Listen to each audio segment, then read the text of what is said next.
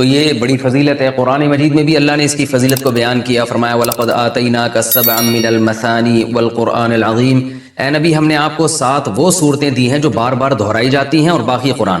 تو یعنی اس صورت کو الگ سے اللہ نے بیان کیا کہ باقی قرآن بھی دیا اور یہ 7 صورتیں بھی دیں، تو یہ اس کی علامت ہے کہ اس صورت کی اللہ کی نظر میں بہت اہمیت ہے۔ اور اللہ نے اس کی صفت یہ بیان کی، بار بار دہرائی جانے والی کتاب، بار بار دہرائی جانے والی صورت، تو یہ بھی اس کی ایک فضیلت ہے کہ بار بار نمازوں میں دہرائی جاتی ہے۔ نماز میں قرآن کا کوئی بھی حصہ اتنا زیادہ نہیں پڑھا جاتا جتنی سورہ فاتحہ کو پڑھا جاتا ہے، تو بہت بڑی فضیلت ہے۔ اور آپ صلی اللہ علیہ وسلم نے فرمایا لم ينزل فی التوراۃ ولا فی الانجیل سورۃ مثل سورۃ الفاتحۃ ولا اعظم منها، آپ صلی اللہ علیہ وسلم نے فرمایا نہ اللہ نے تورات میں اس سے بہتر سورت نازل کی، نہ انجیل میں، اور نہ باقی قرآن میں اس سے بہتر سورت نازل کی ہے۔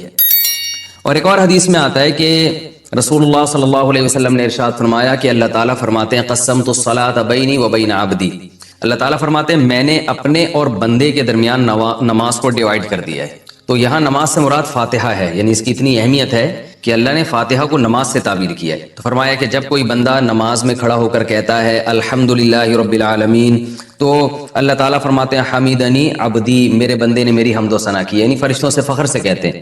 اور جب وہ کہتا ہے کہ الرحمن الرحیم، بڑا مہربان نہایت رحم کرنے والا، تو اللہ فرشتوں سے کہتے ہیں اثنا علی عبدی، میرا بندہ زبان سے میری تعریف کر رہا ہے۔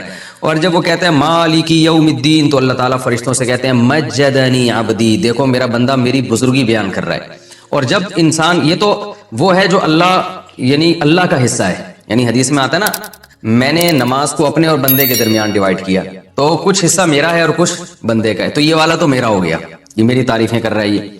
اور فرمایا کہ جب یہ کہتا ہے ایاک نعبد و ایاک نستعین، اے اللہ ہم تیری عبادت کرتے ہیں، تجھ سے مدد طلب کرتے ہیں، تو اللہ تعالیٰ فرماتے ہیں ھذا بینی و بین عبدی، کہ میرے اور بندے کے درمیان ایگریمنٹ ہے کہ یہ توحید پر قائم رہے گا۔ اور اب اس نے جب ایگریمنٹ کر لیا اور میری تعریفیں بھی کر دیں، تو اب ولی عبدی ما سأل، اس کا حصہ کیا ہے کہ اب جو یہ مانگے گا اس کو ملے گا۔ تو اب یہ مانگے گا کیا، اللہ تعالیٰ ہم پہ چھوڑ دیتے، ہم الٹی سیدھی مانگنا شروع کر دیتے، تو اس لیے اللہ نے فرمایا کہ بڑی چیز مانگو خود، کیونکہ اللہ کی رحمت جوش میں، اور اللہ کو پتہ ہے کہ میں دعا قبول کروں گا، تو اس لیے اللہ نے اچھی دعا مانگنے کا ہمیں حکم دیا جو اہم تھی۔ اور حکم کیا دیا، اہدنا الصراط المستقیم، کہ اللہ تو ہمیں سیدھے راستے پر چلا، صراط الذین انعمت علیہم غیر المغضوب علیہم ولا الضالین۔ تو یہ اس طرح سے اللہ تعالیٰ نے فاتحہ کو 2 حصوں میں ڈیوائیڈ کیا ہے حدیث کے مطابق۔ اور حدیث میں آتا ہے صحیح مسلم میں عبداللہ بن عباس رضی اللہ عنہ سے مروی ہے کہ آپ صلی اللہ علیہ وسلم کے پاس جبریل علیہ السلام بیٹھے ہوئے تھے، اچانک آپ نے ایک زوردار آواز سنی جو اس سے پہلے کبھی نہیں سنی تھی۔ تو جبریل نے فرمایا کہ یہ ایک آسمان کا دروازہ ہے جو کھلا ہے، جو آج سے پہلے کبھی بھی نہیں کھلا تھا، اس سے ایک فرشتہ نازل ہوا ہے، اور فرشتے نے نازل ہو کر پھر نبی صلی اللہ علیہ وسلم کو خوشخبری سنائی اور فرمایا ابشر بنورین اوتیتہما لم یؤتہما نبی قبلک فاتحۃ الکتاب و خواتیم سورۃ البقرہ۔ اس نے آپ صلی اللہ علیہ وسلم کو خوشخبری سنائی اور عرض کیا کہ یا رسول اللہ، آپ کو میں 2 ایسی قرآن کی صورتوں کی خوشخبری سنا رہا ہوں جو آپ سے پہلے کسی نبی کو نہیں دی گئی، تو ایک تو سورہ فاتحہ اور ایک سورہ بقرہ کا آخری حصہ، آمن الرسول بما انزل الیہ من ربہ والمؤمنون۔ تو یہ اس کے کچھ فضائل ہیں، اس سے معلوم ہوتا ہے کہ بہت بڑی فضیلت ہے۔ ایک فضیلت سورہ فاتحہ کی یہ بھی ہے کہ یہ دم میں بھی رقیہ کے کام آتی ہے۔ صحابی سے ثابت ہے کہ انہوں نے جن اتارا اور سورہ فاتحہ پڑھ کے ان پہ پھونک مارتے گئے اور وہ جن کے اثرات ختم ہوتے چلے گئے۔ تو اس لیے اگر کسی پہ خدا نخواستہ جادو یا جنات کے اثرات ہوں تو سورہ فاتحہ پانی پہ دم کر کے چھینٹے ماریں یا ویسے ہی پھونک ماریں، اس کا بہت فائدہ ہوتا ہے۔ یہ سورہ فاتحہ کیا جو ہے نا کچھ فضیلت تھی جو میں نے آپ کے سامنے بیان کی۔ اب اس کی کچھ تفسیر بیان کروں گا۔ سورہ فاتحہ میں نماز میں اس کا کیا مقام ہے؟ رسول اللہ صلی اللہ علیہ وسلم نے ارشاد فرمایا کہ من لم یقرأ بفاتحۃ الکتاب فلا صلاۃ لہ، بخاری کی حدیث ہے جو شخص سورہ فاتحہ نہیں پڑھتا اس کی نماز نہیں ہوتی۔ تو اتنی بات تو بہرحال ثابت ہے کہ سورہ فاتحہ نماز کا ایک ضروری حصہ ہے۔ اب اس میں اختلاف ہے فقہا کا کہ امام اگر پڑھ لے تو سب کی طرف سے کافی ہوگی یا نہیں ہوگی۔ اس میں امام ابو حنیفہ رحمہ اللہ تعالیٰ کا جو قول ہے وہ یہ ہے کہ امام اگر پڑھ لے گا تو مقتدیوں پہ پڑھنا لازم نہیں ہے، بلکہ جائز ہی نہیں ہے، کیونکہ امام کی قرات مقتدیوں کے لیے کافی ہے۔ باقی سورہ فاتحہ کی تفسیر کیا ہے؟ یہ قرآن مجید کی وہ صورت ہے جو سب سے پہلے جس کو رکھا گیا ہے، نازل تو پہلے نہیں ہوئی ہے لیکن رکھا سب سے پہلے گیا اس کو۔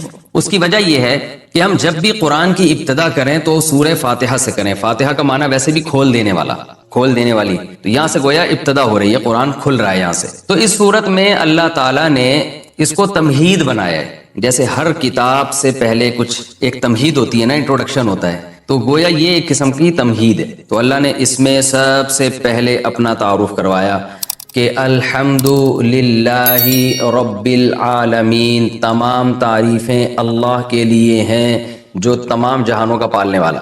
یہ جو للہ میں لام ہے نا، اس کو تخصیص والا لام بھی کہتے ہیں. گاڑی اردو ہے، سمجھ میں نہ آئے تو کوئی ایسی بات نہیں ہے، یوں سمجھ لیں کہ اسلام کا مطلب ہے تمام تعریفیں صرف اللہ کے لیے ہیں. یہ صرف بھی یہاں لگا ہوا ہے، یعنی جتنی بھی تعریفیں ہیں، سخاوت ہے، جود و سخا ہے، بہادری ہے، یہ جو بھی کمالات سمجھے جاتے ہیں، علم والا ہے، رحمت والا ہے، تو تمام تعریفیں حقیقت میں صرف کس میں پائی جاتی ہیں؟ اللہ میں. اگر انسانوں میں کوئی تعریف ہے تو اللہ کی دین سے ہے، اللہ کی عطا سے ہے، ورنہ حقیقت میں حقیقی تعریف کا مستحق تو صرف اللہ کی ذات ہے. تو اللہ نے اپنا تعارف کروایا رب العالمین، تمام جہانوں کا پالنے والا. اس لیے کہ جب تک آپ کے سامنے کتاب کے مؤلف کا انٹروڈکشن نہیں ہوگا، آپ کتاب کو ویلیو نہیں دو. الحمدللہ رب العالمین. العالمین عالم کی جمع ہے، عالم کہتے ہیں جہان کو. بہت سارے جہان ہیں. اب اس میں علماء کی مختلف آراء ہیں. بھائی جہان اس اعتبار سے بھی ہیں کہ زمین ایک الگ دنیا ہے، آسمانوں کی ایک الگ دنیا ہے، پھر آسمان 7 ہیں، ہر 7 آسمان کی ایک الگ دنیا ہے. تو اس لحاظ سے اللہ نے بہت سارے جہان بتائے. اور بعض علماء کہتے ہیں اس لحاظ سے بہت سارے جہان ہیں کہ ایک جہان یہ دنیا کا ہے، ایک قبر کا ہوگا اور ایک آخرت کا ہوگا. یہ بھی تو الگ الگ جہان ہے نا، ہم تو شفٹ ہوتے ہیں. ہماری روح یہاں سے مادی زندگی سے برزخ میں جائے گی، برزخ سے پھر آگے دوبارہ حشر میں، پھر جنت ہے یا جہنم ہے. تو یہ سارے مختلف جہاں ہیں. اور بعض علماء کہتے ہیں اس لحاظ سے یہ مختلف جہاں ہیں کہ جیسے ایک مادی زندگی ہے نا انسانوں کی ہے، ایک فرشتوں کی بھی زندگی ہے، ان کی بھی ایک الگ دنیا ہے، جنات کی بھی ایک الگ دنیا ہے. تو جنات کیوں ٹریس نہیں ہوتے، کیوں نظر نہیں آتے؟ اس لیے کہ وہ مادی چیز نہیں ہے، وہ ایک الگ ہی مخلوق ہے جو ہم اس کو دیکھ نہیں سکتے. آگ سے بنی ہوئی مخلوق ہے. اور یہ جو فرشتے ہیں یہ روشنی سے بنی ہوئی مخلوق ہے. تو یہ بالکل ایک الگ جہاں ہے. تو اس لیے انسان کی جو ریسرچ ہے نا، جو مادی ذرائع ہیں تحقیق کے، اس میں یہ آتا ہی نہیں ہے. تو یہ الگ الگ جہان اللہ نے بنائے ہیں فرشتوں کی. الگ ہو سکتا ہے یہاں بہت سارے فرشتوں میں نظر نہیں آ رہے، یہاں ہزاروں جنات تو ہمیں نظر، اور شکر ہے کہ نظر نہیں آ رہے، کیونکہ ہمیں نظر آئے تو پھر جنات کو ہم نظر نہیں آئیں گے، ہم یہاں سے شارٹ ہو جائیں گے. ٹھیک ہے نا. تو ہوتے ہیں جنات بھی گھوم رہے ہوتے ہیں دائیں بائیں. تو ابھی اللہ کا انٹروڈکشن چل رہا ہے. تو اللہ نے فرمایا کہ اس کی بہت ساری صفات ہیں، لیکن اس کی جو سب سے اہم ترین صفت ہے، بڑا مہربان اور نہایت رحم کرنے والا. اس کی وہ جس کو میں نے الرحمن رحیم کے لفظ میں بہت ڈیٹیل سے میں بیان کر چکا ہوں کہ اللہ کی رحمت اللہ کے غصے پر غالب ہے. اور اللہ اصل میں تو رحم ہی کرتا ہے، سزا جب دیتا ہے کہ جب کوئی اس کی نافرمانی کرے، اور اس میں بھی بہت سارے آپشن اس نے معافی کے رکھے ہوئے. تو الرحمن الرحیم آگے فرمایا کہ مالک یوم الدین، روز جزا کا مالک. دیکھیں مالک تو اللہ اس جہاں کا بھی ہے، اس جہاں کا بھی ہے، لیکن روز جزا کا مالک اس لیے اللہ نے بیان کیا کہ اس دنیا میں عارضی طور پر انسانوں کی بھی حکومت ہوتی ہے. لہذا انسان ایک دوسرے پہ ظلم کرتے ہیں اور اللہ یہ ظلم ہونے دیتا ہے، کیونکہ اللہ نے اختیارات دے دیے ہیں کہ تم چاہو تو سیدھے راستے پہ چلو، تم چاہو تو غلط راستے پہ چلو. اس قسم کے اختیارات اللہ نے ہمیں دے دیے. تو آخرت میں یہ اختیارات نہیں ہوں گے، اور آخرت میں ملکیت صرف اور صرف اللہ کی ہوگی. تو لہذا جو عقل مند لوگ ہیں وہ آخرت کو سامنے رکھ کر زندگی گزارتے ہیں. وہ کہتے ہیں اگر آج ہم نے اپنے اختیارات کا غلط اور ناجائز فائدہ اٹھایا تو کل ہمیں یہ بھگتنا پڑے گا، کیونکہ یہ اختیار ہم سے سلب ہو جائے گا، ہم سے چھین لیا جائے گا. تو اس لیے اللہ نے بتایا کہ مسلمان کا عقیدہ کیا ہے کہ اللہ دنیا کا بھی مالک ہے اور آخرت کا تو تنہا مالک ہوگا. اس میں تو عارضی طور پر بھی لوگوں کو اختیارات نہیں ہوں گے. تو یہ آخرت کا عقیدہ بہت ضروری ہے. اس کے بغیر اسلام پہ نہ کوئی چل سکتا ہے، نہ وہ مسلمان کہلا سکتا ہے. تو مالک یوم الدین کے بعد اللہ نے ہم سے ایگریمنٹ کروایا ایاک نعبد و ایاک نستعین، کیونکہ آگے اسلام پر چلنا اسی پر موقوف ہے. جب تک آپ ایک اللہ کی عبادت کے قائل نہیں ہیں، اسلام کہتا ہے آپ کی کوئی نیکی قبول ہے ہی نہیں. تو ہم سے یہ ایگریمنٹ کروایا گیا ایاک نعبد، اے اللہ ہم تیری ہی عبادت کرتے ہیں، و ایاک نستعین، اور صرف تجھی سے مدد طلب کرتے ہیں. تو قرآن میں اللہ نے فرمایا کہ میں نے انسان اور جنات کو پیدا کیے میری عبادت کریں. کیا مطلب؟ میری فرما برداری کریں. تو اس میں نماز بھی آتی ہے، ماں باپ کا کہنا ماننا بھی آتا ہے، اور جناب اس میں شادی بیاہ بھی آتا ہے. ٹھیک ہے نا. اس میں ولیمے کا کھانا بھی آ رہا ہے، اور اس میں اپنی صحت بنانا بھی آتا ہے. یہ بھی عبادت ہے بھائی. اللہ نے حکم دیا صحت بناؤ، تو اس میں حلال چیزیں کھانا بھی آتا ہے. اللہ نے کہا کہ حلال چیزیں کھاؤ. تو یہ سب چیزیں عبادت کے مفہوم میں داخل ہیں. وہ عبادت جس کو لغت میں عبادت کہتے ہیں، لیکن ٹرم جو عبادت کی ہے وہ صرف نماز، وہ کھانا کھانے کو عبادت نہیں کہیں گے آپ. بلکہ والدین کی خدمت کرنے کو بھی آپ عبادت نہیں کہہ سکتے، کیونکہ وہ ایک ٹرم ہے نا، ٹرم کہ کسی کی تعظیم، وہ تو صرف اللہ کی تعظیم ہوگی نا اس جذبے کے ساتھ، تو وہ عبادت نماز ہے، روزہ ہے، زکوٰۃ ہے، حج ہے، تسبیحات ہیں، اعتکاف ہے، اور یہ سب جہاد بھی اس میں داخل نہیں ہے اس عبادت میں۔ دیکھو ایک بیچارے کینسر کے پیشنٹ آئے ابھی مجھ سے نا نماز سے تھوڑی دیر پہلے ملے، شاید آپ لوگوں نے بھی دیکھا ہو کس قدر موت زندگی کی کشمکش میں، ایک جوان آدمی 40 سال عمر ہے ان کی، اور کس ہڈیوں میں کینسر جا کے کیسا کھل گیا ہے، آپ نے شاید بہت سے لوگوں نے دیکھا ہو۔ ابھی میں کیا تسلی کا جملہ کہتا اس کو، یہی ہے بھائی کہ یہ دنیا اصل ہے ہی نہیں، تمہیں اللہ نے اسی میں جنت کمانے کا موقع دے دیا، صبر کرو۔ ناکام ہے یہ انسان اگر آخرت نہیں ہے، اگر آخرت نہیں ہے تو جو 40 سال میں کینسر کا پیشنٹ ہے وہ کامیاب ہے یا ناکام ہے؟ ناکام ہے یار۔ ابھی تو اس کی 40 سال میں انسان اگرچہ جوانی اس کی ڈھلکنا شروع ہوتی ہے، لیکن تجربہ پیسہ 40 سال میں ہی آتا ہے عام طور پہ اکثر لوگوں کے پاس۔ کسی اچھی پوسٹ پہ پہنچ جاتے ہیں وہ ترقی کرتے کرتے، میچور ہو جاتے ہیں، بہت سارے دنیا کو سمجھ جاتے ہیں کہ یہاں رہنا کیسے ہے۔ ابھی ایک آدمی کی یار یہ عمر شروع ہوئی اور انتہائی خطرناک قسم کا کینسر، انہوں نے بتایا میرا پورا گھر بک گیا، جائیدادیں بک گئیں، سب زیرو پہ آ گیا میں، اور ٹھیک پھر بھی نہیں ہوا۔ تو بتاؤ تو ناکام ہے کہ نہیں ہے دنیا کے لحاظ سے؟ کہ نہیں بھائی، اگر آپ اس کو مسئلہ سمجھو گے تو ناکام ہو۔ اگر آپ یہ سمجھتے ہو نا کہ ہمارا اصل مسئلہ صحت ہے، جو صحت مند نہیں ہے وہ ناکام ہے، اگر یہ مسئلہ کو مسئلہ سمجھو گے تو پھر کیا ہے؟ پھر یقیناً ناکام ہے۔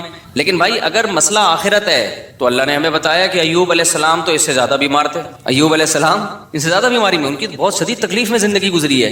تو اللہ کسی کو صحت دے کے آزماتا ہے، کسی کو بیمار کر کے آزماتا ہے۔ خدا کی قسم جب میں کسی بیمار کو دیکھتا ہوں نا تو میں ڈرتا اپنے آپ سے ہوں کہ اللہ نے ہمیں صحت دے دی، اس کی آزمائش کم ہے، اس سے ایک سوال ہوگا کہ تو نے اس بیماری میں ناشکری تو نہیں کی، حرام کی طرف تو نہیں گیا۔ ہم سے 20 سوال ہوں گے، کیونکہ بیمار آدمی برائیوں سے بچتا ہے، صحت مند کے لیے برائیوں سے بچنا بہت مشکل۔ نبی صلی اللہ علیہ وسلم نے فرمایا اذا ابتلیت عبدی بحبیبتیہ فصبر عوضتہما منہما الجنہ، بخاری مسلم کی حدیث۔ نبی نے فرمایا کہ اللہ کہتے ہیں کہ جس کی میں نے دونوں آنکھوں کی بینائی لے لی، اس نے صبر کیا، کوئی ناشکری نہیں کی، تو میں اس کو اس کے بدلے میں جنت دوں گا۔ کیونکہ نابینا آدمی کے پاس ایک ہی ہے، وہ نہ فحش فلمیں دیکھ سکتا ہے، نہ وہ زنا کی طرف جائے گا، بد نظری ہوتی ہے پھر آگے زنا ہوتا ہے نا، نہ وہ نامحرم عورتوں کو دیکھے گا، 20 قسم کے گناہوں سے اللہ نے اس کو بچا لیا ہے۔ تو آخرت پر اگر یقین ہو نا تو آپ کو نابینا پہ ترس نہیں آئے گا، آپ کو آنکھوں والوں پہ ترس آئے گا کہ بھائی اس کا تو حساب، کیونکہ اس سے نماز روزے کا سوال ہوگا، وہ آسان ہے۔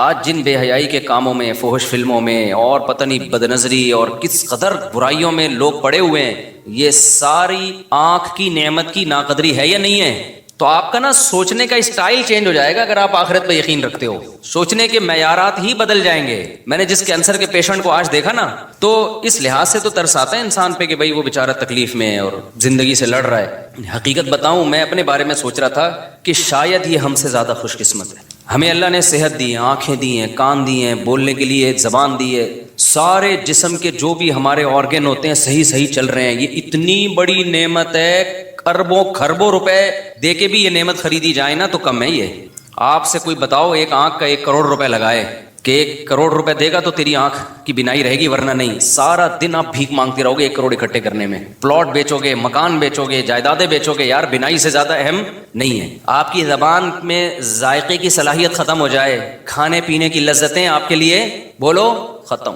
کوئی کہے کہ 1 ارب روپے دو گے، 1 کروڑ روپے دو گے تو یہ زبان میں جو آپ کو ذائقہ محسوس ہوتا ہے نا کھانے پینے کی، نلی نہاری اور جاوید نہاری اور برگر کھا رہے ہو، اور وہ 20 قسم کے ٹیسٹ زبان بتاتی ہے، 1 کروڑ روپے دے گا تو یہ ٹیسٹ واپس آئے گا، آپ بھکاری بن جاؤ گے لوگوں کے سامنے۔ یار خدا کے لیے یہ کام کر لو۔ اللہ نے ہمیں کروڑوں روپے کی نعمتیں فری پھوکٹ میں بولو نا دی ہوئی ہیں، سونگنے کی، سننے کی، یہ جو ہم پلک جھپک کے اوپر اٹھاتے ہیں، آپ کو پتہ ہے یہ بھی ایک بیماری ہے، آپ کے یہ مسل ڈیمیج ہو جاتے ہیں، آپ پلک جھپکتے ہیں اوپر اٹھا نہیں سکتے، اوپر اٹھانے کے لیے ایسے انگلی سے اٹھانی پڑتی ہے، اور پھر باندھ لیتے ہیں تو پھر کھلی رہتی ہے، آنکھوں میں بے چینی شروع ہو جاتی ہے۔ ایک بحری جہاز کا کوئی تاجر تھا، بہت بڑی اس کی تجارت تھی، اس سے کسی نے پوچھا، اس کو یہ بیماری تھی بیچارے کو، اور ظاہر ہے جن کے بحری جہاز چلتے ہیں، تجارت ہوتی ہے، تو ارب پتی لوگ ہوتے ہیں۔ اس سے کسی نے پوچھا یار تجھے اللہ نے اتنا دیا ہے، اس نے کہا بھائی میری ساری تجارت کوئی لے لے اور مجھے صرف یہ بیماری میری ٹھیک ہو جائے۔ پرانی بات ہے،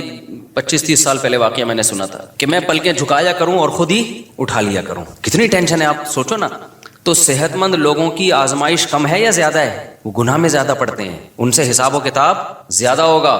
یہ جو کہتے ہیں نا دولت نعمت ہے، دولت نعمت ہے، واقعی نعمت ہے، شکر گزاروں کے لیے نعمت ہے۔ آج کل جو دولت آنے کے بعد کھوپڑیاں گھوم رہی ہیں نا، اور غریبوں کو انسان برا سمجھ رہا ہے، توہین آمیز لب و لہجے اختیار کر رہا ہے، تو یہ سمجھ لو کہ یہ دولت تباہی بن کے آئی ہے، تباہی بن کے آئی ہے دولت۔ یہ نہ آتی زیادہ اچھا تھا، کچھ بھی نہیں ہے۔ کوئی اگر زیادہ جہازوں میں بھی ہیلی کاپٹر میں جاپان میں گھوم رہا تھا نا، تو مجھے لڑکوں نے کہا ولاگ بنایا۔ میں نے کہا یہ کیا ولاگ بھائی، اس میں کیا سبق ملے گا لوگوں کو؟ ولاگ ایسی چیز کا بنایا آدمی جو کیا مل رہا ہو، کچھ سبق مل رہا ہو، کہ ایکویریم دکھا دیا ہم نے، چلو اس میں اللہ کی قدرت دیکھنے کو مل رہی ہے۔ تو میں نے نہیں بنائی ویڈیو، سب نے بنائی، میں نے کہا بناتے ڈالتے رہو، کیونکہ یہ تو مجھے چھشور پنا لگ رہا تھا، بچکانہ حرکت ہے۔ میں ہیلی کاپٹر میں گھوم رہا ہوں، تو گھوم رہا ہے تو کون سا، تو پہلا آدمی آیا ہے، لوگ چاند پہ پہنچ گئے، اب میں ہیلی کاپٹر میں گھوم کے بولوں دیکھو ہیلی کاپٹر یہ میرا نہیں بھی ہے، چلو ہیلی کاپٹر تو ہے نا۔ تو آرم اسٹرانگ کیا بولے گا، ابے تو ہیلی کاپٹر میں راکٹ میں بیٹھا ہوں، میں کس میں بیٹھا ہوں، راکٹ میں۔ اور یہ ہیلی کاپٹر میرا پہلا سفر نہیں ہے، ہیلی کاپٹر میں میرا یہ کون سا سفر ہے، یہ چوتھا یا تیسرا سفر ہے میرا ہیلی کاپٹر۔ میں بچپن سے ہیلی کاپٹر میں گھوما ہوں، تیسرا سفر ہے وہ۔ پہلا کب ہوا تھا، کہاں ہوا تھا، یہ نہیں بتاؤں گا میں۔ دوسرا کب ہوا، کہاں ہوا، یہ بھی نہیں بتاؤں گا۔ تو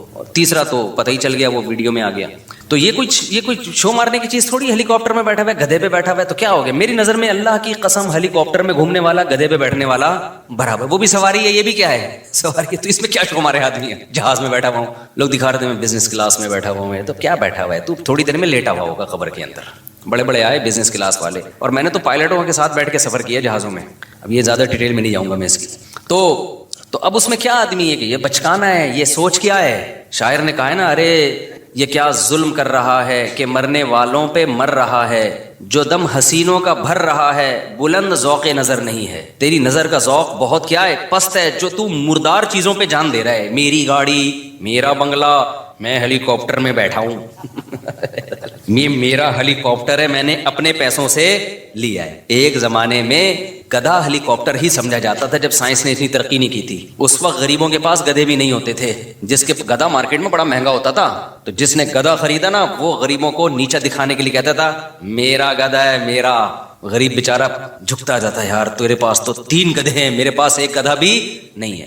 تو جو یہ کہہ رہے ہیں میرا گدھا، میری گاڑی، یا میں ہیلی کاپٹر خریدوں گا، میں ہیلی کاپٹر میں بیٹھوں گا، میں جہاز خریدوں گا، تو جو یہ کہہ رہے ہیں نا، اس کا مطلب یہ بھی گدھا ہی ہے۔ یہ شو مارنے کی چیزیں نہیں ہیں، بچکانہ حرکتیں ہیں۔ اور پھر میں بار بار ایک مضمون کو بتاتا ہوں، لوگ کہتے ہیں نا مفتی صاحب جہازوں میں گھوم رہے ہیں بالکل ہی اپنی، اب تو اب دیکھو کیا ہو گئے۔ خدا کی قسم کچھ بھی نہیں ہوتا ان چیزوں سے، ہمیں کوئی فیلنگ بھی نہیں ہوتی، کیونکہ جو پس ذہن کے لوگ ہوتے ہیں نا، ان کو لگتا ہے کہ اگلے کی پتہ نہیں مینٹل وہ چینج ہو رہی ہے۔ ہمیں تو یہ کھلونے لگتے ہیں، گدھے پہ گھومو، کس پہ گھومو، جہازوں پہ گھومو، ایک ہی بات ہے۔ آپ کہہ سکتے ہو پھر گدھے پہ کیوں نہیں گھومتے؟ بھائی سہولت اس میں زیادہ ہے، اس لیے گدھے پہ میں اگر آسٹریلیا جاتا، جہاز میں 14 گھنٹے میں پہنچا ہوں، تو گدھے میں تو میں ابھی ٹھٹھا بھی پار نہیں کر پایا ہوتا بھائی کہاں پہنچ، مجبوری ہے، اس لیے جہاز میں جا رہے ہیں۔ تو یہ چیزیں خدا کی قسم یہ بچکانہ سوچ کی چیزیں ہیں۔ آج ہماری سوسائٹی میں یہ چیزیں بہت آ رہی ہیں، بہت بچکانہ سوچ ہے، بہت زیادہ بچکانہ سوچ ہے، یہ کچھ بھی نہیں ہے ان چیزوں میں۔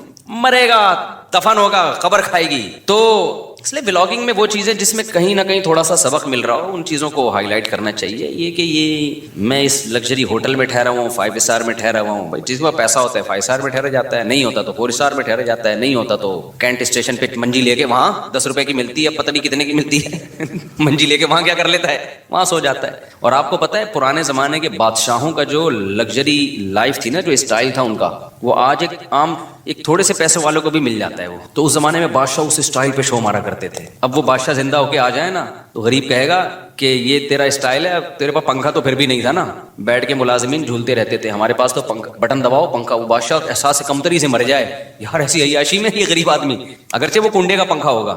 تو کہاں سے کہاں بات نکل جاتی ہے، میں کیا بات لے کے ہاں، تو وہ میں بتا رہا تھا نا، کینسر کا پیشنٹ تھا، ابھی بیچارہ مل کے گیا ہے۔ تو ترس جو آنا چاہیے نا، ترس ان لوگوں پہ آنا چاہیے بھائی، جن کو اللہ نے نعمتیں دی ہیں اور وہ نعمتوں کا حق ادا نہیں کر پا رہے۔ میں ایسے لوگوں کو دیکھ کے اپنے بارے میں ڈرتا ہوں۔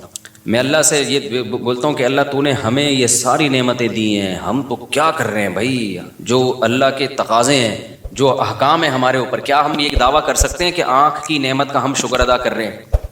قل ارأیتم ان اخذ اللہ سمعکم وابصارکم، قرآن نے دھمکیاں بھی دی ہیں کہ اے نبی آپ ان سے کہہ دیجئے اگر اللہ تم سے دیکھنے کی طاقت چھین لے، اندھا کر دے تمہیں، اور اللہ تم سے سننے کی طاقت چھین لے، بہرا کر دے، من الہ غیر اللہ، کون ہے اللہ کے سوا جو یہ نعمتیں لوٹا دے تمہیں دوبارہ، تو یہ اس کی رحمت ہے کہ نہیں چھین رہا، وہ نہیں چھین رہا۔ تو اس لیے یہ جو ہم بہت زیادہ وہ ہو جاتے ہیں نا، بہت ڈپریشن میں چلے جاتے ہیں پریشانیوں کی وجہ سے، وہ بیمار ہے اور وہ ایسا ہے اور وہ ویسا ہے۔ ہمارے حضرت مفتی رشید احمد صاحب رحمہ اللہ تعالی، انہوں نے ایسا غربت کو بنا دیا تھا کہ غریب پہ ہمیں ترس ہی نہیں آتا تھا، صحیح ہے نا، ہمیں غریب پہ ترس ہی نہیں آتا، اس لیے کہ غریب کون ہے بھائی؟ 2 وقت کی روٹی مل رہی ہے کہ نہیں مل رہی ہے؟ کہاں سے غریب ہو گئے؟ 2 وقت کی روٹی مل رہی ہے، سر چھپانے کے لیے بہترین جگہ ہے، جسم کسی بڑی بیماری سے محفوظ ہے، تو بس عیاشی کرو، موج مستی ہے، یہ غریب نہیں ہے، یہ ناشکری ہے۔ پھر آپ اپنے آپ کو یہ سمجھنا شروع کر دو۔ یہیں سے میں ایک چھوٹی سی بات بتا کے آگے بیان کو کنٹینیو کرتا ہوں۔ میرے ایک بیان پہ لوگوں نے اعتراض کیا ہے، میرا ایک تاجروں میں نا بیان ہوا تھا جس میں نے تجارت کی بڑی فضیلت بیان کی، اس پہ شارٹ کلپ بھی بنا کے چلا دیں، میرے بیان کو نا غلط رخ پہ لوگ لے کے جا رہے ہیں۔ میں نے تاجروں کی فضیلت بیان کی کہ اسلام میں آپ کے پاس اگر 2 آپشن ہو، ملازمت یا بزنس، تو آپ نے کس کو ترجیح دینی ہے؟ بزنس۔ شریعت کا مزاج ہے، اس میں بہت سارے دلائل ہیں، ہمارے نبی نے بزنس کیا، صحابہ میں زیادہ تر تجارت کرتے تھے، قرآن میں تجارت کا جگہ جگہ تذکرہ ہے، حدیث میں ترغیب ہے، یہ حدیث ہے کہ اللہ نے میری امت کے 10 حصوں میں سے 9 حصے روزی تجارت میں، اگرچہ یہ حدیث کی سند پہ کلام ہے لیکن یہ کوئی اتنی کمزور حدیث نہیں ہے کہ اس کو ایک پہلے سے ثابت شدہ فضیلت حدیث کی میں ہے نا تجارت کی، تو اس کی فضیلت میں کے طور پر بیان کرنے میں کوئی حرج نہیں، لیکن اور بہت ساری حدیثیں۔ تو اس پہ کسی نے کہا کہ بھائی اس سے تو یہ پتہ چلا کہ پھر ملازمت بہت بری چیز ہے، تو میں نے کسی بیان میں یہ وضاحت بھی کی ہے۔ دیکھیں ملازمت کے 2 پہلو ہوتے ہیں، علی الاطلاق ملازم کو برا کہنا تو کسی بھی لحاظ سے ٹھیک نہیں ہے کہ جو ملازمت کر رہا ہے۔ ملازمت کے 2 پہلو ہوتے ہیں، ایک وہ ملازمت ہوتی ہے جس میں آپ کسی بڑے ویژن کا حصہ ہو، وہ ملازمت شریعت میں اس کی ترغیب ہے۔ مثال کے طور پر آپ ملک کی حفاظت کے لیے فوج میں جاتے ہو، ہے تو یہ ملازمت، لیکن آپ کا ہدف کیا ہے؟ ایک ملک کی کنٹری کی حفاظت کرنا، یہ ملازمت تو ہے، تجارت نہیں ہے۔ اس میں پیسہ بھی کم ہوگا، جو تاجر لوگ جتنا کما لیتے ہیں اتنا ایک فوجی بیچارہ جو بارڈر پہ لڑنے والا تھوڑی کماتا ہے، لیکن یہ ملازمت بہت محبوب ہے اگر آپ کی نیت اچھی ہے تو بہت مقدس عمل ہے۔ اسی طرح آپ کسی یونیورسٹی میں ٹیچر ہو، آپ کہتے ہو یار میں ٹیچنگ کے شعبے میں جاؤں گا، کیونکہ جو لوگ آپ کے پاس آئیں گے وہ بات ٹیچر کی سنتے ہیں، تو اچھا ٹیچر سوسائٹی کو ملے گا تو اچھی معلومات دنیا میں پھیلیں گی۔ تو ٹیچنگ کا شعبہ کیا ہے؟ ایک مقدس ہے، بشرطے کہ جو پڑھا رہا ہو وہ ٹھیک چیز پڑھا رہا ہو، وہ مفید چیز پڑھا رہا ہو۔ تو بہت ساری ملازمت کے شعبے، اسی طرح کوئی ڈاکٹر بنتا ہے تو وہ بھی ملازم، سرکاری ہسپتال کا ملازم ہوگا یا پرائیویٹ ہاسپٹل کا ملازم ہوگا، ہے یہ بھی ملازمت۔ اور ڈاکٹروں کے اتنا پیسہ ڈاکٹر نہیں کماتے ہیں جتنا تاجر کماتے ہیں، اور ڈاکٹر کی جتنی محنت ہوتی ہے نا اتنا ڈاکٹر کما نہیں سکتا، لیکن آپ اس ملازمت کو برا کہنا شروع کر دو، یہ بہت بری بات ہے۔ وجہ اس کی ہے کہ ڈاکٹر کا شعبہ اتنا مقدس ہے کہ انسانی جان کی حفاظت کا ذریعہ ہے۔ ہاں ایک ملازمت وہ ہے جس میں آپ کسی کی جاب کر رہے ہو، آپ کو ایک مخصوص تنخواہ مل رہی ہے، فائدہ کمپنی کو ہو رہا ہے، اور کمپنی بھی انسانیت کو کوئی بڑا فائدہ نہیں پہنچا رہی ہے۔ جیسے آپ کولڈ ڈرنک کمپنی میں جاب کر رہے ہو، کس میں جاب کر رہے ہو؟ کولڈ ڈرنک کی کمپنی ہے، اس میں آپ جاب کر رہے ہیں، تو آپ کو ایک مخصوص تنخواہ مل رہی ہے، آپ نے چاپلوسی بھی کر رہے ہو باس کی، اور آپ مکھن بھی لگا رہے ہو، اور ڈانٹ بھی پڑ رہی ہے، گالیاں بھی مل رہی ہیں، فائدہ کون اٹھا رہا ہے؟ کمپنی۔ اٹھا لے فائدہ، کوئی مسئلہ نہیں ہے، لیکن انسانیت کو کیا دے رہی ہے وہ فائدہ اٹھا کے؟ کچھ بھی نہیں دے رہی۔ شوگر کے مریض بنا رہی ہے، لوگوں کا ویٹ کیا کر رہی ہے؟ گٹکا کمپنی میں جاب کر رہے ہو آپ، پان کمپنی میں، سگریٹ کمپنی میں جاب کر رہے ہو، تو بھائی ایسی جگہ جاب کرو جہاں انسانیت کو فائدہ ہو۔ تو اب سمجھ میں آئی بات؟ جہاں تجارت اور ملازمت میں ٹکراؤ ہو، تو ملازمت اگر اس نوعیت کی ہے کہ جس میں کسی بڑے ویژن کا، جو انسانیت کے لیے فائدے والا ویژن ہو، آپ اس کا اگر حصہ بن رہے ہو، تو پھر تو وہاں ملازمت زیادہ بہتر ہے تجارت سے۔ سمجھتے ہو کہ نہیں سمجھتے؟ لیکن اگر کسی بڑے ویژن کا حصہ نہیں بن رہے آپ، کو انسانیت کے لیے زیادہ مفید چیز نہیں ہے، تو پھر ملازمت نہیں کرنی چاہیے۔ پھر کس کو فوکس؟ پھر اپنا ٹماٹر کا ریڑھی لگا لے آدمی، سمجھ رہے ہو نا؟ باس کی چاپلوسی سے بہتر ہے کیا لگا لے؟ ٹماٹر کی ریڑھی لگا لے آدمی۔ اس کو ہم وہ کرتے ہیں، اس کی ہم حوصلہ شکنی کرتے ہیں، اس ٹائپ کی ملازمتوں کی۔ لیکن حوصلہ شکنی کرنے کے باوجود بھی ایسے ملازمین کو برا بلا نہیں کہتے ہم۔ وجہ اس کی ہے کہ یہ اللہ کا بنایا ہوا نظام ہے کہ سارے تاجر بن نہیں سکتے، کیونکہ جب آپ تجارت کرو گے تو تجارت بڑے پیمانے پر چلانے کے لیے آپ کو ملازمین چاہیے۔ یہ دنیا کا نظام ہے، یہ اللہ کا نظام ہے۔ اللہ تعالیٰ فرماتے ہیں ہم نے ان کے درمیان معیشت کو، رزق کو تقسیم کر دیا ہے، لیتخذ بعضهم بعضا سخریا، سب کو ایک جیسی دولت نہیں دی ہے تاکہ بعض لوگ بعض کو کیا بنائیں؟ اپنے ماتحت رکھیں. یہ دنیا کا نظام ہے, یہ چینج نہیں ہو سکتا. تو کوئی بھی بڑا بزنس مین جو ملازموں کو اور جو جاب کرنے والوں کو گالیاں دے رہا ہے نا, تو آپ اس کو بولا کرو تیرے پاس جو لوگ جاب کر رہے ہیں نا, سب سے پہلے تو ان کے منہ پہ جا کے گالیاں دے کے ریکارڈنگ کر کے ڈال دے کہ جو چوکیداری کر رہے ہیں نا تیرے گیٹ کی, یہ بے غیرت ہے, ٹھیک ہے نا, یہ چوکیداری کر رہے ہیں, اس کو گالیاں دے سب سے پہلے. تو سمجھ میں آ رہی ہے بات کہ نہیں آ رہی؟ وہ بھی تو پھر بے غیرت ہی ہو گیا نا جو آپ کی چوکیداری کر رہا ہے. بعض لوگ غریبوں کو بے غیرت, بے شرم, پتہ نہیں کیا کیا تانے دے رہے ہیں کہ یہ ملازمت کرتے ہیں, یہ ٹیچروں کے جو ہے نا وہ جو ہے وہ مکھن لگاتے ہیں, اور پتہ نہیں اس طرح کی فضول قسم کی باتیں. تو کوئی بھی ایسا شخص جب کوئی بات کیا کرے, آپ نے بولنا ہے کہ بھائی آپ جب کوئی بڑا بزنس کر رہے ہو تو آپ کو بھی تو ملازمین کی ضرورت ہے. تو یہ ساری گالیاں عام ملازمین کو دینے کے بجائے نا, سب سے پہلے آپ کی کمپنی میں یا آپ کے بزنس میں جو لوگ ملازم ہیں, آپ نے ان کو کیا کہنا ہے, بے شرم بھی کہنا ہے, بے غیرت بھی کہنا ہے. پھر دیکھو وہ اسی بندوق سے اٹھا کے سر پھوڑیں گے تمہارا. تو ترغیب تو دی جائے گی بزنس کی, لیکن ملازم پیشہ آدمی کو گالیاں دینا نہیں بنتا, کیونکہ ہر انسان تجارت کی کوشش کر کے بھی تاجر بن نہیں سکتا. یہ اللہ کا نظام ہے, کیونکہ تجارت کو چلانے کے لیے بھی آپ کو بڑے پیمانے پر ملازمین کی ضرورت. اب دیکھو اوبر اور کریم والوں نے دماغ استعمال کر کے ایک سافٹ ویئر بنا کے بزنس چلا دیا ہے. تو اگر یہ ڈرائیور نہ ہوتے اوبر کریم کے, تو کیا ان کا بزنس چلتا؟ ناممکن ہے. تو ایک ایسی کامن سینس کی بات ہے کہ جس کے اندر سینس ہوگی تو وہ یہ سمجھے گا, سینس ہی نہیں ہے تو پھر ہم یہی کہیں گے کہ پیسہ آنے کے بعد کھوپڑی کیا ہو جاتی ہے, آؤٹ ہو جاتی ہے. تو السلام نے بھی ضرورت کے وقت ملازمت کی ہے کہ نہیں کی ہے؟ موسیٰ علیہ الصلوۃ والسلام مصر سے چل کے مدین گئے, کیونکہ قتل کا کیس تھا آپ کے اوپر, تو آپ مدین گئے ہیں, تو اب وہاں کیا بزنس کرتے بھائی؟ تو موسیٰ علیہ السلام کو پھر 10 سال کے لیے ملازمت ملی بکریاں چرانے کی. تو موسیٰ علیہ السلام نے چرائی بکریاں, 10 سال چلائی ہیں. تو آپ اگر خدا نخواستہ ملازمین کو علی الاطلاق برا بلا کہنا شروع کر دو گے کہ جاب بری ہے, تو کس پر اعتراض ہوگا؟ موسیٰ کلیم اللہ, جن کی لاکھوں کروڑوں انسان جن کی خاک کے برابر بھی نہیں ہے. تو اس لیے ہم بھی یہ کہتے ہیں بھائی تجارت کو ملازمت پہ ترجیح دو, کوشش کرو, لیکن اگر نہیں ہو پا رہا ہے, یہ ہر ایک میں نہیں ہو پائے گا, یہ تو جو ہو دنیا کو مسافر خانہ سمجھ کے بولو گزارا چلاؤ, کوئی بات نہیں یار. جو کروڑ پتی بزنس کرنے والے ہیں وہ بھی لمبے ہو جائیں گے تھوڑے دنوں میں, اور جو بیچارہ کہیں چوکیداری کر رہا ہے وہ بھی خبر میں جا کے کیا ہو جائے گا. اور یہ جو چیزوں پہ فخر کرنا کہ میرا موبائل, میری گھڑی, میں نے وہ ایک بتایا تھا کہ وہ میں پشاور میں بیٹھا تھا, تو آئی فون کے نا ایک کوئی انجینئر تھے سافٹ ویئر, تو میں نے اس سے پوچھ رہا تھا آئی فون رکھوں یا اینڈرائڈ رکھوں میں, تو انہوں نے کہا اینڈرائڈ رکھ لیں. خیر یہ ان کی رائے تھی, 100% کسی کا متفق ہونا ضروری نہیں ہے.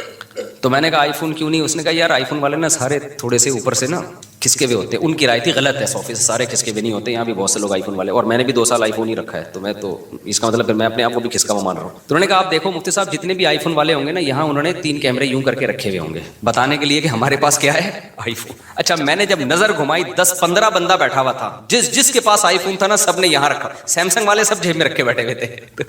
یہ قاعدہ کلیہ نہیں ہے, لیکن ایک اصولی بات یہ ہے کہ اپنی چیزوں پہ کو شو مارنا, اپنی چیزوں پہ فخر کرنا, یہ کیا ہے؟ بچکانہ حرکت. دنیا کی تمام نعمتیں رکھیں سہولت کے لیے. کس کے لیے؟ سہولت کے لیے. اچھی سے اچھی نعمتیں رکھیں تاکہ ہمیں لائف گزارنے میں سہولت ہو. یہاں تک ٹھیک ہے, جہاں شو بازی آئے گی نا تو گئے کام سے. اچھا اس میں بھی مبالغہ ہوتا ہے, افراط و تفریط ہوتا ہے. بعض دفعہ شو بازی ہوتی نہیں ہے. جن کی سوچ کے جو غریب ہوتے ہیں نا, ان کو لگتا ہوتا ہے کہ یہ مالدار شو مار رہا ہے. وہ یہ سوچ کے کیا ہوتے ہیں؟ یہ سوچ کے غریب ہوتے ہیں. میں بتاتا ہوں نا, 2 غریبوں کی 2 قسمیں. ایک تو بیچارہ قدرت کی طرف سے غریب ہے, ایک ہوتا ہے سوچ کا غریب. یہ والے غریب مالدار بھی ہوتے ہیں, ذرا سی بات پہ بدگمان ہو جاتے ہیں. اب ایک آدمی نے اگر اپنے آئی فون کی تعریف کر کے یوں دکھا دیا اللہ نے مجھے آئی فون دیا, تو بھائی ہو سکتا ہے ویسے ہی نعمت کا اظہار کر رہا ہو, فوراً کیا بے شو مار رہا ہے. کوئی گاڑی میں یوں کر کے گھوم رہا ہے, بے شو مار رہا ہے. بھائی تم نے دل کا حال دیکھا ہے کسی کے شو مار رہا ہے, وہ ہو سکتا ہے وہ اس کی نظر میں اس کی ویلیو نہ ہو. اب آپ مجھے بتاؤ, زرداری کہ میرے پاس آئی فون, میرے پاس تو نہیں ہے, لوگوں کا آئی فون. تو جو سمجھدار لوگ ہیں وہ کہیں گے یار یہ شو نہیں مار سکتا, یہ اس کے لیے آئی فون کی فیکٹری اڑا دے گا یہ بم سے, ٹھیک ہے نا, اس کے پاس اتنی پاور ہے, ٹھیک ہے نا. تو اس کے لیے یہ کوئی اور وجہ ہوگی. لیکن جو جانتا نہیں ہوگا نا, جو سوچ کا غریب ہوگا, وہ کہے گا یار دیکھو کیا شو مار رہا ہے, 5 سال صدر کیا بن گیا, اب شو مارنا شروع کر دی. تو یہ ہم کہیں گے تیرا دماغ خراب ہو گیا بھائی. اس کے لیے یہ آئی فون اور یہ فراری شراری کوئی 2 ٹکے کی اوقات نہیں ہے. وہ ہو سکتا ہے آئی فون نکال کے شرمندہ ہو رہا ہو کہ ہر صرف ابھی تک وہ نہیں, پوری فیکٹری چاہیے تھی, ہے کیا میرے پاس. تو اسی طرح یاد رکھو, جو علماء ہوتے ہیں نا, جن کے دل میں دنیا کی محبت نہیں ہوتی, وہ اگر کہیں جہازوں میں اڑ رہے ہیں, ٹرینوں میں گھوم رہے ہیں, کہیں یہ چیزیں دکھا رہے ہیں, تو ان کی نظر میں یہ شو بازی نہیں ہوتی, یہ 2 ٹکے کی اوقات نہیں ہوتی, کھلونے. تو فوراً بدگمان ہو جانا کہ شو مار رہے ہیں, یہ فضول حرکت ہے. ایک بڑے عالم تھے, ان کے گارڈ بہت تھے, سیکیورٹی کے بڑے وسائل تھے.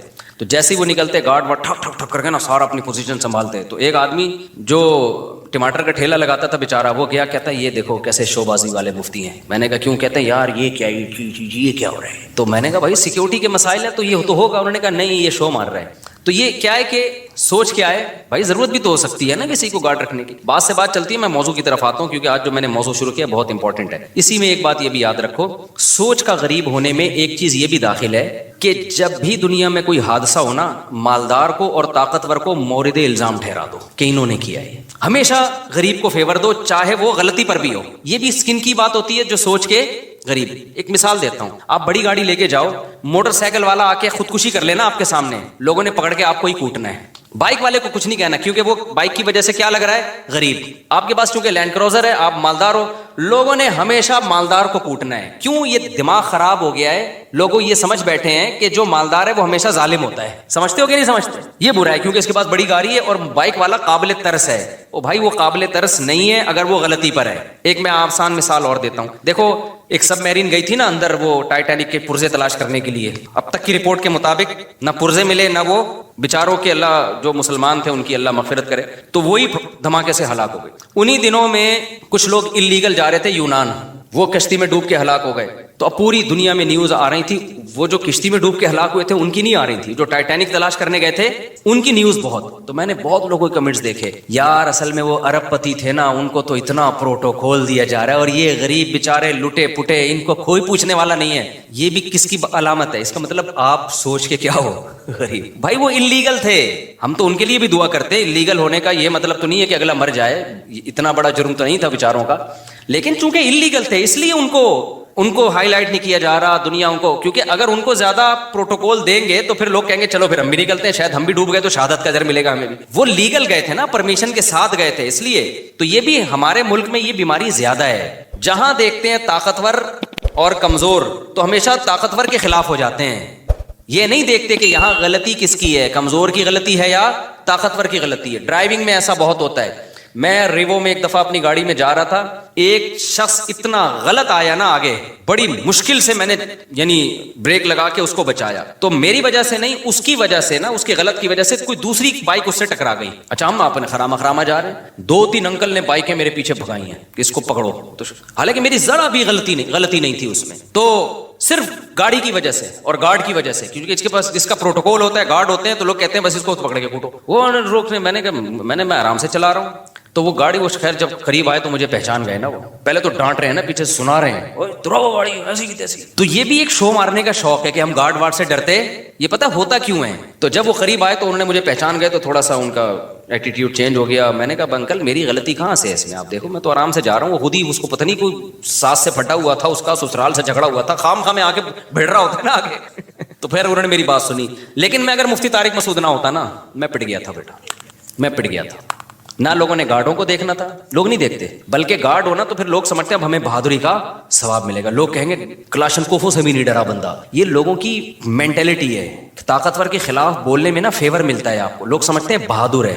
یہی کام حکمرانوں کے خلاف بھی ہوتا ہے, یہی کام آپ کے وہ ادارے جو پاورفل ہیں ان کے خلاف بھی ہوتا ہے. بعض دفعہ وہ صحیح ہوتے ہیں لیکن آپ نے ان کے خلاف ہی بولنا ہے. اس سے لوگ کہتے ہیں بہادر آدمی ہے, ڈرتا ورتا کسی سے نہیں ہے. اگر آپ نے کہیں کسی موقع پہ ان کو فیور میں بات کر لی, لوگ کہیں گے کوئی بوٹ پالیشیا کہے گا, کوئی کہے گا وہ پی ٹی آئی کا ہے, کوئی کہے گا جے یو آئی کا ہے, کوئی کہے گا مسلم لیگ کا چمچہ ہے. تو یہ پورا ہماری قوم کا نا دماغی توازن تھوڑا سا ایسا لگتا ہے کہ کچھ ساری قوم نہیں, آپ لوگوں کے جو بیان سن رہے ہیں ان کے علاوہ کی بات کر رہا ہوں, مسئلہ ہے تھوڑا سا ٹیکنیکل, کیا ہے فالٹ ہے. تو یہ صحیح نہیں ہے. ہمیں اسلام یہ کہتا ہے کہ آپ نے حق پرست کو, جو حق پر ہوگا نا اس کو فیور دینا ہے, چاہے وہ غریب ہو چاہے وہ امیر ہو. بعض دفعہ مالدار آدمی ٹھیک ہوتا ہے, غریب گڑبڑ کر رہا ہوتا ہے کم وقت, اور بعض دفعہ جو ہے طاقتور ٹھیک ہوتا ہے, بعض دفعہ آپ کا حاکم صحیح ہوتا ہے, اس کے خلاف لوگ زیادتی کر. وہ جو وزیر اعظم کے خلاف لمس یونیورسٹی میں ہوا نا, کسی نے بدتمیزی کی تھی, میں آپ کو دل سے بات بتاؤں مجھے وہ بدتمیزی اچھی نہیں لگی. کہ جو جس طرح سے اعتراض کیے گئے نا, ابھی میں زیادہ نہیں ہائی لائٹ کرتا اس کو, وہ اسٹائل مجھے پسند نہیں آیا. کہ آپ کے ملک کا ایک وزیر اعظم جو ہو, ابھی جب تک نہیں ہو تو بھائی ایک سیاسی لیڈر ہے, آپ جو مرضی کرو, لیکن جب ایک آن ڈیوٹی آپ کا ایک وزیر اعظم ہے, بھائی وہ آپ کی جماعت کا ہے یا کوئی اور ہے یا عبوری وزیر اعظم ہے, کوئی بھی ہے, تو پبلک کی یہ ذمہ داری ہے کوئی بھی اعتراض کریں تو عزت اور احترام کے دائرے میں, تنزیہ لب و لہجہ یہ نہیں ہونا چاہیے. تو یہ بدتمیزی, بہت افسوس ہوا کہ یار ہماری یونیورسٹیوں میں یہ بدتمیزی کیوں سکھائی جا رہی ہے. وہ تو وزیر اعظم نے بڑا برداشت کر کے نا بڑے تمیز سے جواب دیا. تو یہ غلط ہے بھائی. آپ رسپیکٹ سکھائیں لوگوں کو اپنے بڑوں کی, چاہے وہ جو بھی ہو. جب آپ کا بڑا ہے تو بڑا ہے نا یار, آپ کو اس کو. نبی صلی اللہ علیہ وسلم کی صحیح حدیث ہے, انزل الناس منازلہم, لوگوں کو ان کے مرتبے کے حساب سے لوگوں کے ساتھ پیش آؤ. حاکم کو سمجھانے کا طریقہ وہ نہیں ہے جو ایک عام آدمی کو سمجھانے کا طریقہ ہے. نبی صلی اللہ علیہ وسلم کے پاس ایک سردار ملنے کے لیے آیا جو بڑا ظالم اور برا آدمی تھا. وہ نبی نے اس کو عزت دی تو امی عائشہ رضی اللہ تعالیٰ عنہ نے فرمایا یا رسول اللہ یہ تو ٹھیک آدمی نہیں ہے. آپ نے فرمایا انزل الناس منازلہم, ایک اسٹیٹس ہے نا اس کا اپنی قوم میں, ایک مرتبہ ہے, تو اس کے حساب سے اس سے چلنا پڑے گا. ایسا نہیں ہے کہ قوم کا سردار ہے چونکہ 2 نمبر ہے تو اٹھا کے اس کو جو ہے وہ مٹی میں بٹھا دیا. کیونکہ انسان کی نیچر ہے کہ جس مرتبے کا ہوتا ہے نا وہ والی ویلیو اگر آپ اس کو نہیں دیتے تو اپنی توہین محسوس کرتا ہے, اور جب وہ اپنی توہین محسوس کرتا ہے تو پھر آپ اس سے خیر کی امیدیں لگانا چھوڑ دیں. جو کام اصلاح کا ہو سکتا ہے وہ بھی نہیں ہوتا. اب دیکھو میں جب جاتا ہوں نا, پتہ ہے یہ نیچرل ہے, یہ جو اسلام کا حکم ہے نا یہ انسان کی فطرت کا حصہ ہے. انسان کا دل بھی یہ چاہتا ہے کہ جو ریسپیکٹیبل ہے اس کو عزت دی جائے. اب دیکھو میں بعض دفعہ جا رہا ہوتا ہوں, یہ جو ہمارے گرین چینل والے لوگ ہیں کتنا ہم سے نظریاتی اختلاف کرتے ہیں, لیکن میں کہیں جا رہا ہوتا ہوں نا بعض دفعہ ہری پگڑی والے آتے ہیں بڑی عزت سے سیلفی یہ وہ چل رہا ہوتا ہے. میں حیران ہوتا ہوں بھائی یار تو بڑے بڑے خلاف ہیں لیکن یہ بڑی عزت دے رہے ہیں. وجہ کیا ہے کہ اگلے کو یہ احساس ہوتا ہے کہ یار چلو ہمارا نظریاتی اختلاف ہے لیکن ایک سیلیبریٹی تو ہے نا, اب اس کی توہین کرنا یہ نیچر کہتی ہے کہ یار یہ غلط ہے. سمجھ میں آ رہی ہے بات, کہ ایک سیلیبریٹی تو ہے نا, ایک تو جب ایک ہے تو ٹھیک ہے سیلفیاں نہ لو لیکن بے عزتی بھی نہ کرو, توہین نہ کرو کسی کی. ہمارے سامنے اگر کوئی ایسا شخص آ جائے جس سے ہمیں 100 دفعہ اختلاف ہو لیکن ایک مشہور ہو جس کی سوسائٹی میں ایک عزت ہو, تو آپ کا کیا خیال, ہم ٹھڈے مار کے بھگائیں گے, ہم یہ کہیں گے جاؤ یہاں سے. تو یہی ہوتا ہے بھائی, جو صحیح ہے غلط ہے وہ ایک الگ بحث ہے, لیکن سوسائٹی میں ایک عزت ہے تو اگر آپ نے اس سے تمیز سے بات نہیں کی تو وہ اپنی زیادہ بے عزتی محسوس کرتا ہے. تو یہ نبی صلی اللہ علیہ وسلم کی حدیث ہے, انزل الناس منازلہم. یہاں ایک اور اشکال کا بات سے بات نکلتی ہے. اب کیا ہوتا ہے, امریکہ کا صدر آتا ہے نا پاکستان تو ہمارے وزیر اعظم مل, اب تو نہیں آتا وہ, ان کو پتہ ہے یہاں آئے تو یہاں یہ لوگ خود بیچارے اپنی حفاظت نہیں کر پائے, ہمارا پتہ نہیں کیا ہوگا, تیرا کیا ہوگا کالیا.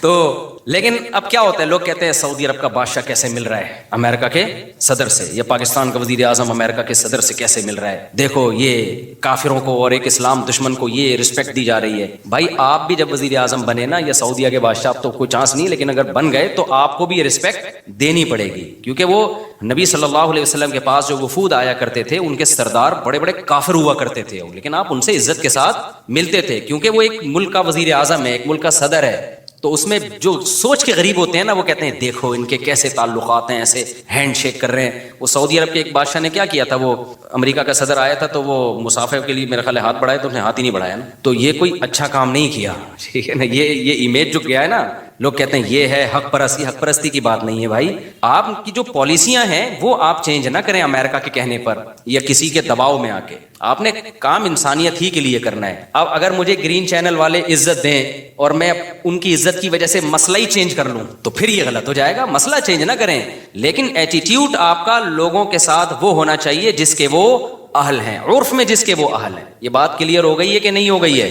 تو یہ غلط ہے کہ یہ جو ہم نے معیار بنا لیا ہے نا کہ بس ہمیشہ بعض لوگ ادھر ایسا کر رہے ہوتے ہیں کہ اس کو ذلیل کر رہے ہوتے ہیں, یہ مالداروں کو ہی ہمیشہ الزام ٹھہرا رہے ہوتے ہیں, جو طاقتور ہوتے ہیں ہمیشہ اسی کو برا بھلا کہہ رہے ہوتے ہیں اور ہمیشہ غریب کو فیور دے رہے ہوتے ہیں. بالکل غلط ہے. آپ نے اسلام کو دیکھنا ہے. اس کی میں ایک مثال دے کے بس آگے چلتا ہوں. دیکھو اسلام میں وراثت کا کیا نظام ہے. بیٹا 1 کروڑ روپے, کروڑ پتی بیٹا ہے اور ایک غریب بیٹا ہے, وراثت میں کوئی فرق رکھا ہے اسلام نے؟ دونوں کو برابر ملے گی. اب جو غریب بیٹا ہے وہ بڑے بھائی جو کروڑ پتی تھا اس کو وراثت نہیں لینے دے رہا اور کہ میرے گھر میں کھانا نہیں ہے اور یہ میری وراثت جو ہے نا میں اپنی بھی لوں گا اس کی بھی لوں گا. اس کو تو لینڈ کروزر میں گھومتا ہے, اس کے تو بحریہ ٹاؤن میں بنگلے ہیں, اس کو تو یہ, اس کو کیا ضرورت ہے. آ کے مفتی کے سامنے رونا شروع کر دے تو مفتی کیا کہہ کہ یار یہ بہت ضرورت مند ہے, اٹھا کے اپنا 1 کروڑ, تجھے کیا ضرورت ہے 1 کروڑ کی بھائی, تیرے لیے تو 1 کروڑ 2 ٹکے کا نہیں ہے, اس کو دے, یہ غریب ہے. فتویٰ یہ ہے, دے سکتا ہے مفتی؟ مفتی کہے گا بھائی تو غریب ہے, تو بھوکا مر رہا ہے, تو جو بھی ہے شریعت میں وراثت میں دونوں کا حق کیا ہے, برابر ہے. اب تو ظلم کر رہا ہے کہ اس کے پیسے تو نے دبائے ہوئے ہیں. تو ہمارے ہاں اچھا بات سے بات نکلتی ہے, کیا کریں یار.